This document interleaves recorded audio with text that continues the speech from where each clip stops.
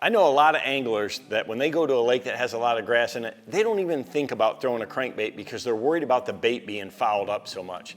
Not me. I love to crank grass edges. There's not a much more efficient tool for being able to cover vast amounts of grass edges to be able to find these bass. I mean, the trick to catching bass on a grass lake is finding where they're at. It's all about having a bait that has a pretty good dive angle to it, but also gets down to the depth of that outside edge. You know, a Strike King 3XD, a Series 5, and a 5XD, they're perfect for that 8 to 12, and then that 12 to 15 foot zone of these grass edges. I want to position my boat just outside that grass line, and it's very easy to follow those edges with your electronics. So then I'm going to make a cast, basically parallel or quartering down there, and start cranking that bait down. With this crankbait system that I have, once I get that bait down in the grass, it has a lot of power to rip that free. One of the things that I do is I use a little heavier line when I'm cranking grass than I normally would for a crankbait. 14, 17, even 20-pound test Bass Pro XPS Fluorocarbon is the line of choice. What I'm going to do is I'm going to reel it down.